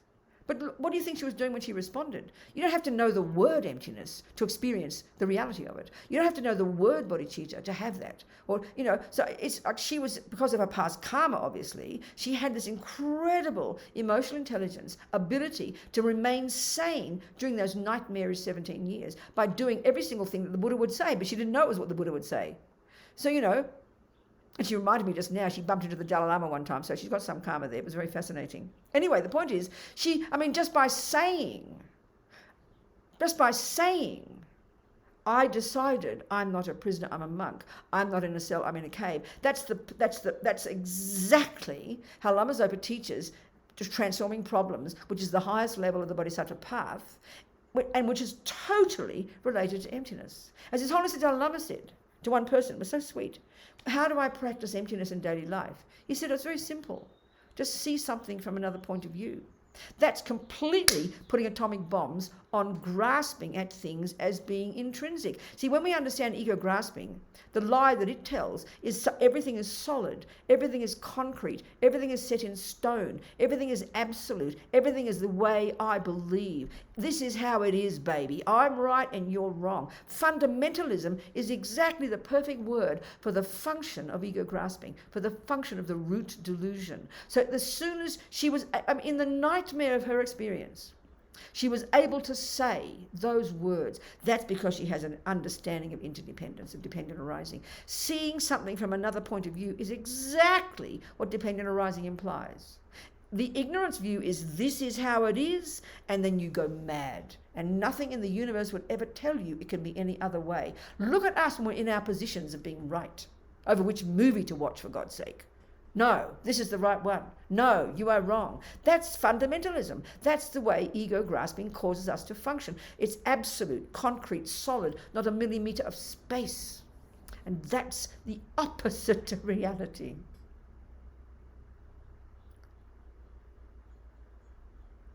So the delusions cause us to be separate. And then because they're lies, they cause everything out there to appear back to us, all, and think of it this way, all in terms of our needs. So when my attachment likes certain things, if Zalo doesn't do it, then he will appear back to me as ugly because he dares not to do what my attachment wants. So all these delusions, ego grasping and then attachment and aversion, plus the 997 other branch delusions that all come from these three, are all these misconceptions. And they're all rooted in the root misconception of this solid, separate, definite, concrete, panic-stricken, fear-based, desperate sense of self that's a fantasy. They're all fantasies. They're made up by our minds, and we believed in them for eons. And this is why we suffer. So we have to unpack them. Yes, the body, use all those systems if it works for you, baby. But you've got to get to the mind eventually and hear the conceptual stories, and with wisdom thoughts, argue with the stupid thoughts. That's it. So when I sit down, you argue with those thoughts. That's what that woman did in prison every single damn day, which is why she stayed sane. She argued with the crazy delusions, She just had this incredible intelligence and the ability to do it. Unbelievable. And what's so fascinating, I've only met her just recently, I've met lots of people who've been in prison, and I've heard of lots of people who've had unbearable suffering in prison, being wrongly accused. You read about it every day in the American newspapers, Wrongly accused of murder, 25 years in prison. The nightmare of this for ordinary people. It's a miracle everybody doesn't go completely out of their brains, So many people I've met who've had lots of suffering in prison. You feel it. There's so much they're kind of emotionally stunted. they've got what the world calls PTSD, which means they've not dealt, they haven't known, because they haven't had methods of how to deal with the pain and the suffering every day as it arises. So you become this embittered, suppressed or angry or distressed, limited, emotionally stunted human being. And that's normal life. Join the universe here. Look at the world, please. But this woman, if you met her, you would never know she had 17 years of hell in prison, because she dealt with it every damn day. She didn't sit there with it and let it fester and go crazy. She dealt with it. And she's just like this little old lady now who lives in Ireland, with a husband who also was in prison. They met after she got out of prison in 92. I think she went to Ireland to some Amnesty International conference and met this Irish fellow who'd been on death row there, accused of murdering policemen, which he didn't do as well. So they're both living in somewhere in Ireland. They're both old, and helping people who have been exonerated from crimes. They're such good people. They're amazing, So working on our mind. This is the point. And don't wait till you're accused of murder, please, to do it. Start now. When your husband gets annoyed, when he farts or something. Start with that. Or when your sister's a bit mean to you. Right there, deal with it. Argue with it, so you get rid of it. Then there's nothing suppressed, I promise. So, dependent arising. Let's get into the nitty-gritty of Mary Ellen, we've got 2 hours or an hour and a half? We have 2 hours. Okay, good. Now we can start. This is all part of the deal. Now we'll get to explicitly talking about dependent arising. Now let's do that, okay? All right.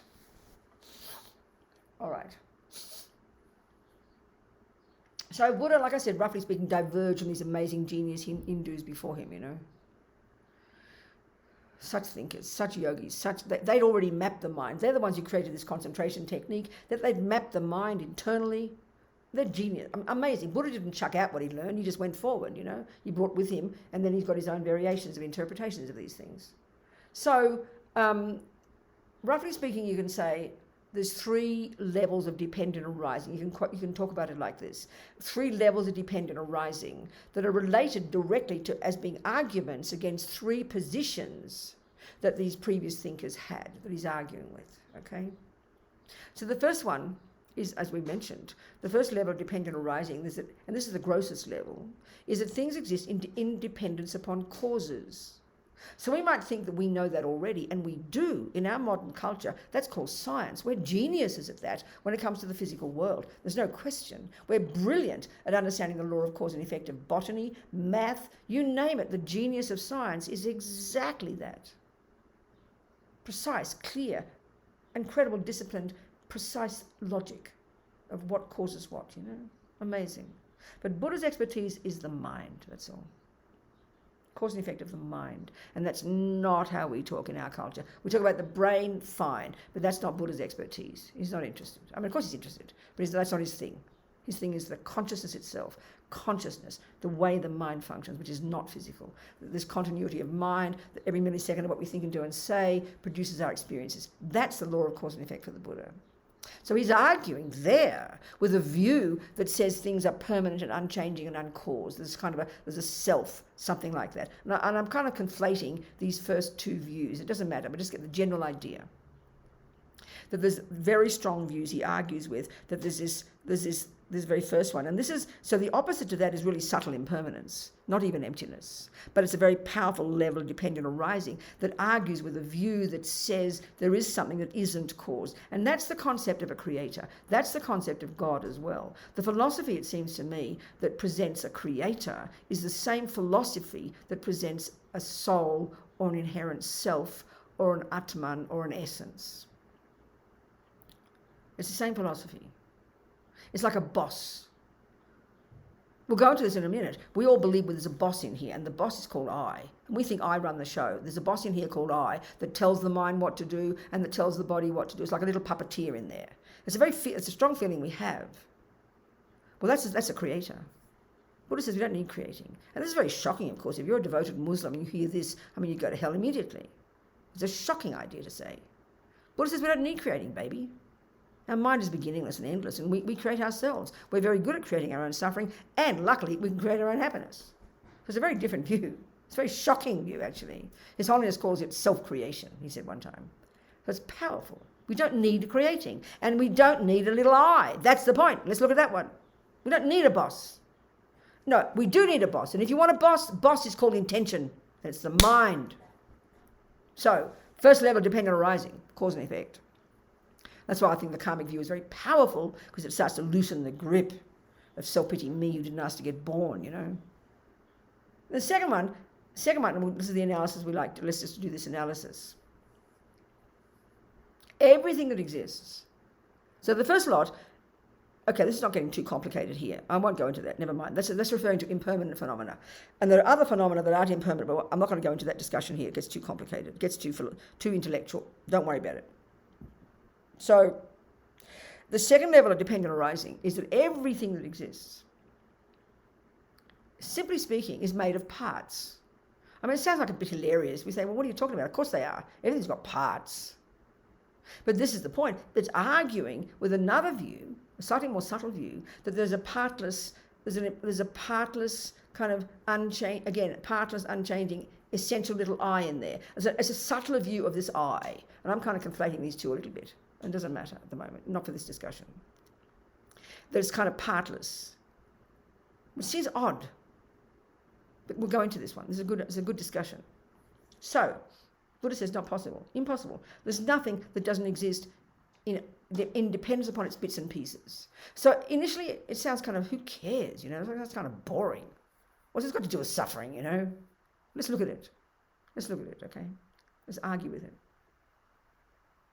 Okay. So one of the arguments Buddha says we have to do, one of the analyses we have to do, he's telling us that there's no little mini-me in there. He's telling us there's no little separate mini-me runs the show. That's one of the ways we experience the I. It's a separate little mini-me that runs the show. And our language expresses that, doesn't it? I decided to do that. I walk down the road. It's always like the boss in there running everything. We give it that meaning when we say it and think it. We can't think any other way. So the Buddha's saying this ego grasping, this ignorance, this root delusion, and just to remind us about this root delusion, okay, its function, it's kind of powerful. It's called ignorance. And regular ignorance is like, you know, what's that, Robina? Oh, I don't know.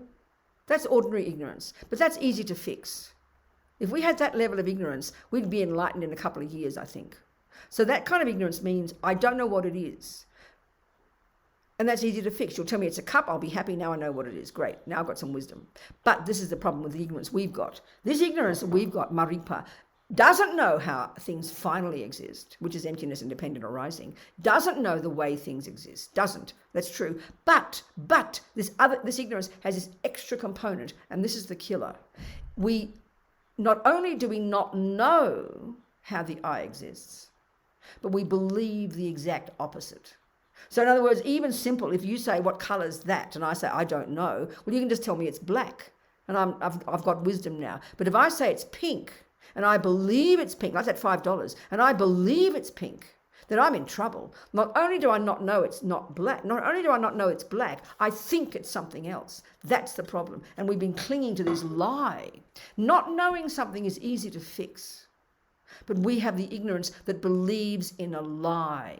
That's why it's hard, and we believe in it for eons, like that $5 and $50. You believe for so long it's 50. Or even with Lazo, I forget, what's your name again? I forget. Zalo, put the wrong way. Zalo. Even he is cheating on me, but I'm the only person who doesn't know. All of you can see it. You completely see his behavior, and you tell me, and I say, no, he doesn't. No, he loves me. That's the kind of ignorance we have. Not only do I not know the truth, I believe in a lie. That's why it's so painful. It's like stripping away your skin to let go of the belief in your attachment, the belief in your anger, the belief in ego grasping. Because we believe in lies for eons. It's really important to get that point about this ignorance, about all the delusions. Not only do I not see reality, but I've made up a fantasy. That's the part that's painful. So, this ignorance, Ripa, this root delusion that informs all the others, believes 1,000,000,000% that there is an independent I in here. And this is very just casual language, right?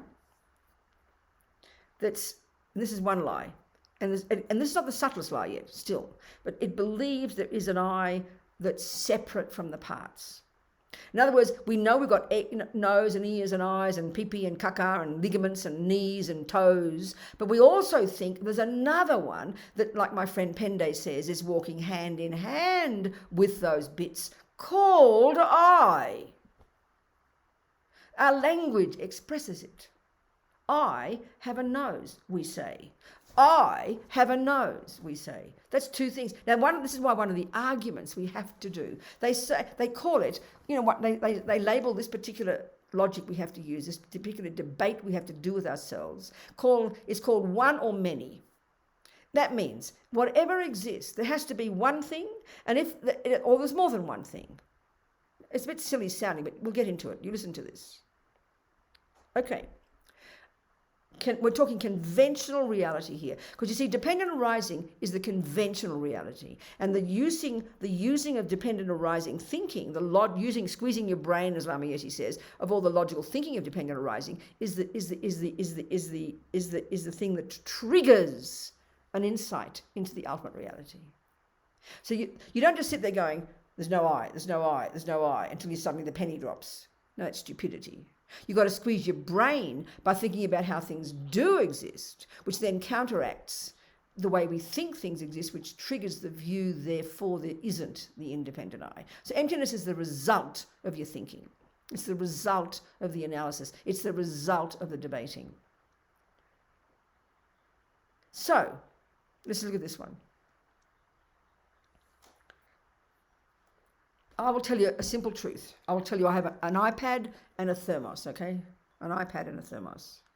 So let's look at this one of how many phenomena I just mentioned. It's very obvious. I mentioned 3 phenomena. I is the name of the first phenomenon, the pronoun I. The second phenomenon is an iPad, and the third phenomenon is a thermos, a set thermos. That's 3 phenomena. Now, this is normal, ordinary life. We know this. If I say to you, I have a thermos and an iPad on the table, and you're sitting with me, you naturally will look over to the table that second, and you will verify what I just said, if you're really listening to me. And if you see that, or if I say I have an elephant, you'll feel sorry for me, because it's very evident I'm making up a story. So when I say I have an iPad and a thermos, you know very well you're going to find 3, in this case, separate and independent. There's different ways that things are dependent, and this is a crucial thing here. This way is a simple example of both independent and separate. It's very easy to understand this one. We'll get slightly more nuanced in a minute. So, if it is a statement that I said that you want to tick the box and say I told the truth, you will find that I stated 3 things, and then you will look and you will verify there are 3 separate, independent phenomena. Pretty easy, okay? Now I'm going to tell you another statement, that I have a nose and an ear. Now, without analysis, there is no argument with that. It's true. Look, you can prove it. It's true.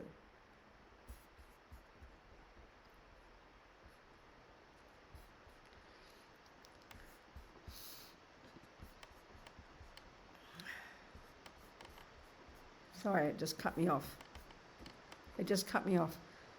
Okay. Did you miss anything I said? We've been together? That's okay? Yes. Okay, good. Okay, so now, I don't know what happened. Suddenly Zoom invited me to do something. I don't know, it stuck its nose into the meeting. I've turned it away. So, okay, I'll make another statement now. I just said, sorry, I have a nose and an ear. So now we've got, this is the point now. Have a look at how many nouns, phenomena I mentioned. It's the same, isn't it? 3. Eye, nose, ear. We all agree, right? We all agree. I mentioned 3 phenomena. Nouns, if you like. One's a pronoun and 2's a noun. Phenomena. Phenomena, the word this is a very important point. I always mention it, but I'll say it again. When you first study Buddhist philosophy, we mentioned this last week, you first establish the name, that there are things that exist. And there are several synonyms: object, existent, object of knowledge, several synonyms. And this is important because Buddha's telling us that we're right now believing in objects that don't exist, like divine Zalo, who should make me happy, does not exist. The $5 note that we think is 50 does not exist. So we're believing in things that don't exist. So what he wants us to do eventually is have wisdom that is in sync with that which exists. And that's eventually what you get when you're omniscient. That's wisdom. finally wisdom, cognizing that which exists. This is the Buddha's deal. So here, let's be reasonable. I just stated 3 phenomena. So if those 3 phenomena, we give status to those 3. When we say I, we believe there's an I there. That's the object of that sound. When we say ear, we believe there's an object, and there is. We can point it out, and we can point out the nose. But now, please point out the 3rd phenomenon, and this is the point, that isn't the nose, that isn't the ear, that isn't the eyes and all the other bits, but we believe there is one in there. That's what they mean by an Atman. That's what they mean by an essence, by a soul. And we feel it. We believe that in the West, implicitly, there is a little I in there somewhere. We don't analyze it. We never articulate it. We don't look for it. We just assume it. So there's 2 arguments. This is the first one. We believe there's an I that's separate, like the little puppeteer running the show, the boss. Or the other argument, which we'll do in a minute, which is sort of coming here, is we believe all of it is the I. And we have to argue with both of those. We have to argue clearly, because they're the only options. If there is an I, Buddha says, if there is an independent I, keep hearing the word independent. If there's an I that's independent, that you can point out, there has to either be separate from the bits or oneness with the bits. There is no third option. And we have to argue with both of those. So let's argue with this first one. How not only do we not need a separate I, but the fact is there isn't one. So let's look at that. Why? How come? What do you mean? What do you mean? It's like weird. So this is the point now. In the same way, before, when I said I have an iPad and a thermos, that was a statement that those 3 phenomena were independent of each other, but also separate. And this is a clear, easy independence. Independent in this sense that they don't depend upon each other for their function. Okay? So the cup could break. My iPad will not weep. It will be fine. It will continue to work. Robina could drop dead. The iPad and the mug will work fine. So in that real simple sense, they don't depend upon each other to function. It's a really major point now, especially when we come to this one. They're separate and they're independent. Now, if there is an I in there, like Pende says, walking hand in hand with all the other bits, but it kind of runs all the bits, which is what we think, the mini me in there. If there is a little I in there, as we think, as we speak, when I feel offended, when you say to me, when Zalo gets mad at me and says my nose is ugly, I'll say, how dare you insult me? He said, no, I didn't insult you, Robina. I insulted your nose. This is where we think the I is the nose. There's another discussion. But, okay, that's a second discussion.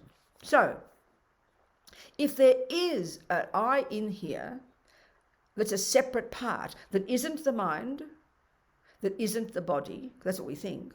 If there is one in there, it's very simple. If there is one in there, then when my nose gets hurt, my eye wouldn't mind. It would look on and go, oh, the poor old nose, I feel very sorry for the nose, but I didn't get hurt. If it's separate, like the iPad and the thermos are separate. So when the iPad breaks, the thermos is not affected. Well, the same here. If there were a separate I, it wouldn't be affected. You would say, phew, I'm feeling pretty relieved. I didn't get upset. Only the nose is hurt. Poor old nose. And you'd watch on looking at the nose suffer. But we know it's not like that. We say, I am in pain. So this is the point, as Geshe Sopa puts it.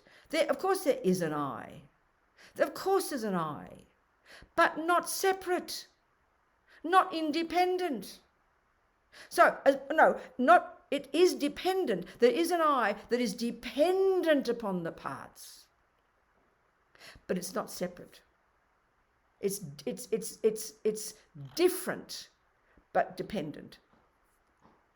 Eye and nose are not the same, but they're dependent. So it's a subtler relationship than the other two before, where they're both separate and independent. So the eye and the nose, the word I, I, me, and nose completely are interdependently existing. they're just completely interdependent. They are existing interdependently. There is an I there, but not a separate one. You can't find an I. My thermos has a base. That's a fact. Look. So we said two nouns, thermos and base. Oh, there must be two things. Let's separate them. So I'll take the base away. And now I have what on my left hand? I don't have a thermos anymore. It's got a thing with a hole in it. It's now called a pipe. Because a thermos depends upon a base to be a thermos. So there is a thermos, but you can't point it out. Separate from the parts. This is what squeezes our brain, because we want to find an I. We want to pin it down, and you can't.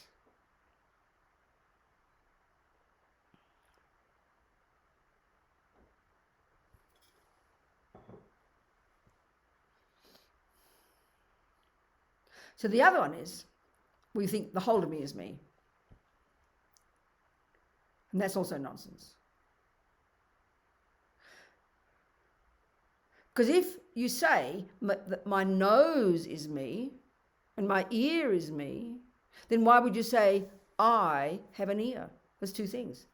If I is equivalent to ear, then you wouldn't say I have an ear. Because if ear and I are equivalent, they would be one.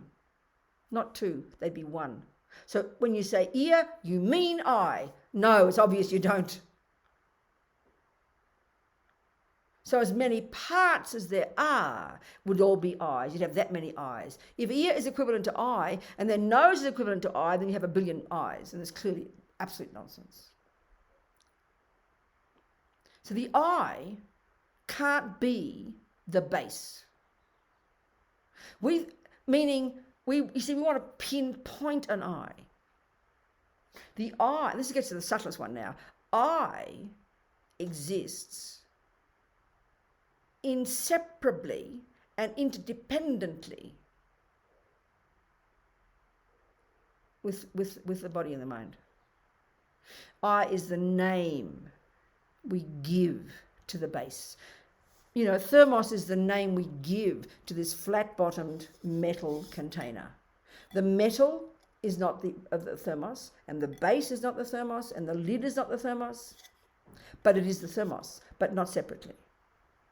The label thermos can't be the base. The label thermos can't be the sides. The label thermos can't be the lid. So I is not the base. This is not I. That's why we have to practice thinking, you know. The person known as Robina. But as Geshe Tekchok said, that's a good practice of your mind. But then when someone says, who are you? Oh, I'm the person known as Robina. Oh, shut up and just say who you are, you know, and don't get carried away. But that's why with that lovely story I talk about Lama Zopa drowning when he was 8 years old in the mountains, you know, that story I always tell. He's the Laudo Lama, the Onion Lama, or the Radish Lama. I never know which one it is. There's a little cave up there. We do these treks these last 3 years, you know. Had to cancel this year's, of course. Up to Lama Zopa's little cave, and we're raising money for his big project up there to build a replica of Guru Rinpoche's Pure Land. He wants to do that. Way up in the mountains, 4,500 meters up. So up there, there's his cave. And when he was a little boy, he was always acted very differently, his sister said, you know. So he eventually was, because he'd play games and then he'd always play the role of a lama. He'd make mud pie dorjies and mud pie bells and mud pie torma cakes. And eventually, you know, and he acted differently and always sort of, and every time Mummy would turn her back, little Zopa's gone, you know, he wasn't called Zopa then, he was called something else. But he'd always be disappearing, crawling up this little path that they knew led to the previous Lama who died, the great yogi, led to his cave. And there's a little kind of resting spot halfway up the walk, and they'd always find him curled up asleep there at the resting spot. And when he got to talk, the same thing, he'd be walking up there, come home. No, he'd say, that's my home. So he seemed to act like he knew who he was, especially when they're little, they do that, these reincarnations. So eventually, remember, the mother, you know, consulted the local Lama, and the divination said that he was the reincarnation of the Laudo Lama. So anyway, he was handed off to some monastery 8 hours up the mountain to Ling. There's a monastery up there or something, someplace, when he was about 8. And he tells this story about how there's this big river, and, you know, people who've been up those mountains can see those rivers are very powerful up there. And the bridges are very rickety, I tell you.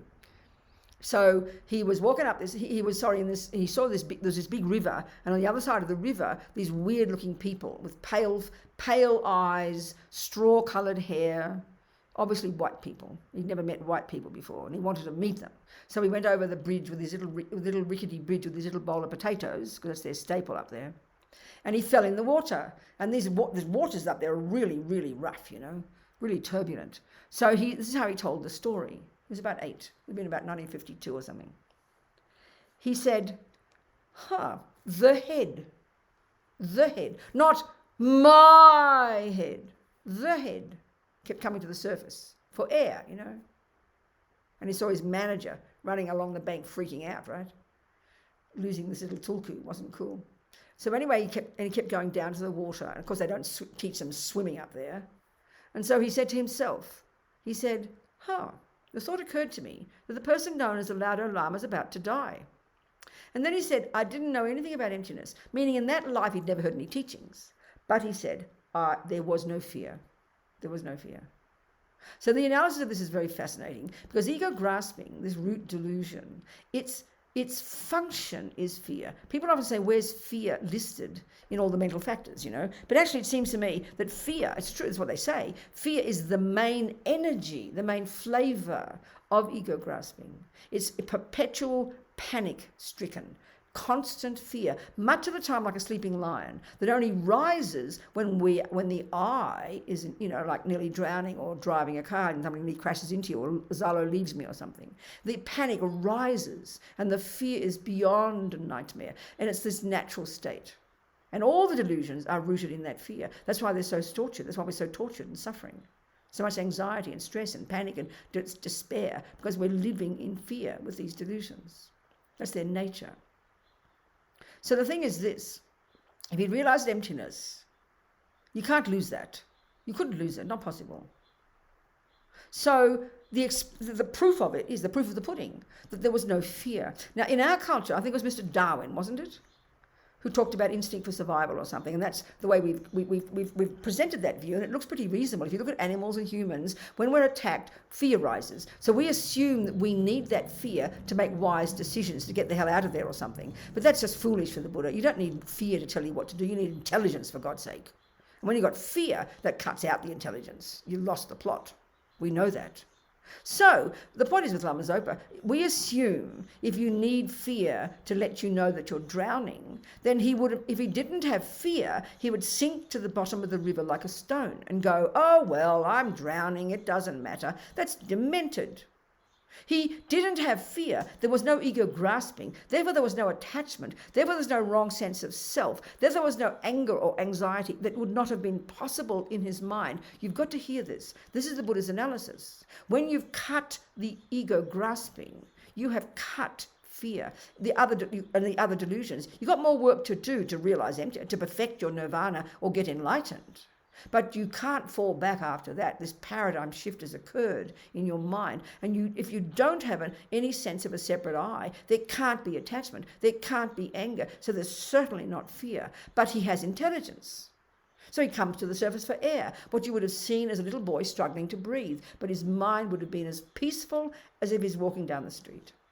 Of course, in our psychology, this is an impossibility. But this is exactly the way the Buddha's view about the mind is, So when you realize emptiness, you cut your fears, baby. You become courageous, fearless, blissful, no attachment, no anger, no jealousy, no neurosis. Lots of love, lots of compassion. Oh my goodness, can't wait, isn't it? So it's time to go home. Food for thought, okay? And we'll continue in 2 weeks. So maybe just between now and the 2 weeks, maybe read that text this one time, get a taste, dependent arising, just read it, have the thoughts go in, aspire to realize the meaning of all this. And watch your mind every day and try and see the ego grasping, try and see the attachment and the aversion, try and see how they're misconceptions, try and see how they're lies, try and see how love and compassion aren't lies. Relatively, they're still rooted in ego, they're still rooted in ignorance, but they're one step closer. At least, when I've got love and compassion for Zalo, still I've got love and compassion that's valid, but still there's a sense of an inherent me loving inherent Zalo. And when you realize emptiness, that's gone as well. But it's one step in the right direction, having virtue, you know. Okay, people. Thank you, precious ones. So kind. Thank you, everybody. Thank you for having me. Much love. Would you like the prayers up? Yeah, let's have them. Yeah, do that. Okay, very nice. We just dedicate. Thinking here, you know, this dedication prayer, wonderful. Just thinking, yeah, Supreme Jewel, Bodhicitta. May it arise, not like that. Never giving up on Bodhicitta, yeah. Jangchob, Semchob, Rinpoche, Makye, Panam, Keguchig, Kye Panyampa, Mepa Yang, Gongne, Gongdu, Pavashog. And then Gewadi. Oh, not one, another one. It's okay.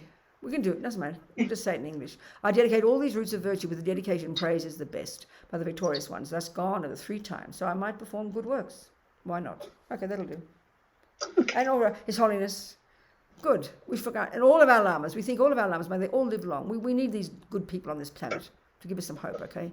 The wish-granting, wish-fulfilling jewel, source of every single benefit and happiness in this world, to the incomparably kind Tenzin Gyatso, I beseech. May all your holy wishes be spontaneously fulfilled. That's enough. That means Lama Zopa as well. Okay, we'll say it. Now that you put it there, I can't say no. Put it back. That's inauspicious. You uphold the subduer's moral way, who serve as the bountiful bearer of all, sustaining, preserving, and spreading Manjunath's victorious doctrine, who masterfully accomplished magnificent prayers, honouring the 3 jewels, saviour of myself and others, your disciples. Please, please live long. May all we live long if you're going to practice virtue. And if you're not going to practice virtue, you better die now, okay? Don't make it worse. All right? Goodbye. Thank you, darlings, so much. Thank you. Thank you. Bye, sweetheart. Thank you very much, Thank you, Robina. darling. Thank you, Thank Venerable you. Robina. Bye, Thank you. darlings. Thanks, Robina.